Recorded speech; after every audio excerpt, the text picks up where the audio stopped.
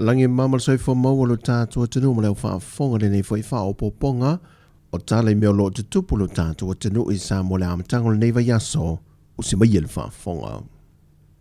Wa whailo mai lo fisala wa ai tau le tai au nei e le eise tūlanga I whaapopole nei le atunu o mai le maafui e malosi na luluina I le tolu se fuma le 5 minute te ele tūlai ono le tai au nei. E ono te si ma le tase le malosi ma le fua maafui e mai le loloto e se 10 kilomita e lata le atumoto o tonga. Tusa le ma le lua se lau ma le tasi kilomita mai le tui se saa e se sifo o pia. Ma o tuina mai e se pepo whaamtalanga mai le vaenga o le va aitau e le ai se tsunami e onua awhia I le atunu. E 5 miliona Tala le ua whaata oto nei le malo. E whaatupe nai ta penanga mo le whailunga ino le ono se fuma le whaatu sanga o le tuto tase o le tātou malo Sāmoa e le aso mō mua uni o le neitau sanga. E o mai le soele I maua le porkalame whaata oto o le tāpene ina mo aso te tasi ma ona porkalame wa filifiliam whaatulanga ina ai.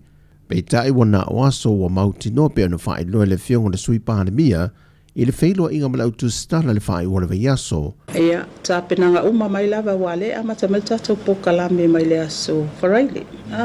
Aso nai. Ia aso sa, aso ngafua, aso lua, aso lulu. Ia nona winga mai tau atu ono aso.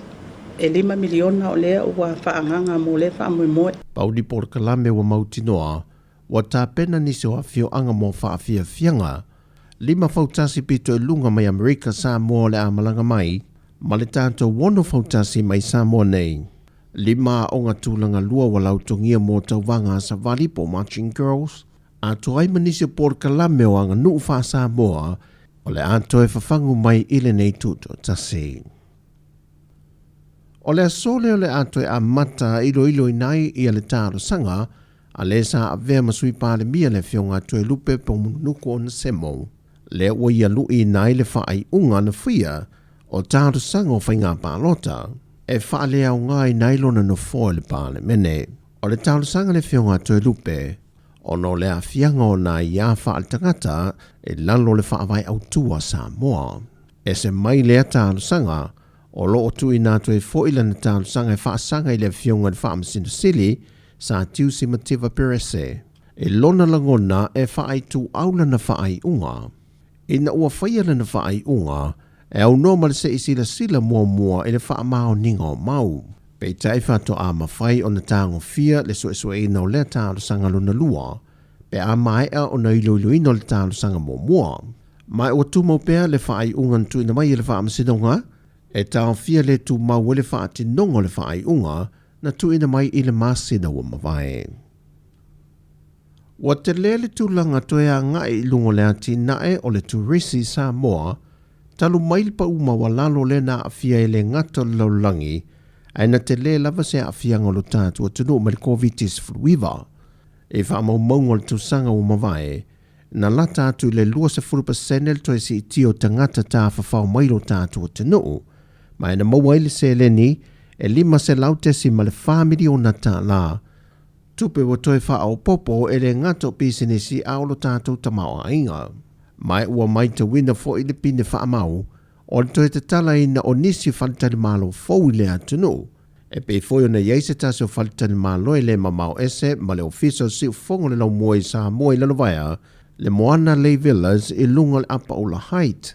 O e sa ati nae o lo pule John Church Hill, Makeni matawhel. Mai o se ati nae fo ina fausi eina e tusalo na tau ma le 20 miliona Tala. E au fie ma le whanua 5 eka lea o lo whaatui nai lunga le maunga. E se lia le tausanga o fausi le whaavai whaatui nai le nei whantane malo. Ona e le o se tūlanga whaingo fie o lo whaamautui nai I le tafa o le maunga. E se lia I le se lau ainga lea ua mai o na Ristalina na whaaleanga ina lato mea tō tino mai le pē so le tise le tausanga o mawai.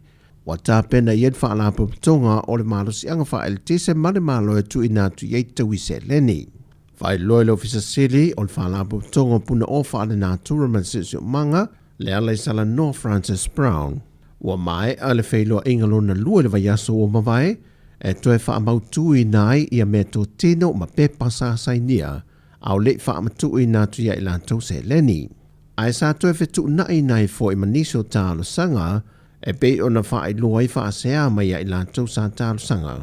Ma toi ilo ilo to ai a lātou pepa sā tu i nātou ma mea tō tino e whaamao nia sā whaaleanga ina ma ena whaamawina ele se lau wha se fulu ai ono toi whaao popo le foi numera pe a mai a ilo i longoro wha ngā solo. Maolo yedu fōwhangai tu tono le tolu vai aso e tā pena isiaki e tu e nātu. Pei taina tālu sanga i le lata le whase lau ainga, ewa se furma le tolu o bisinisi, a onga e ka le sia whaalapo putonga le malo e se furma le walu.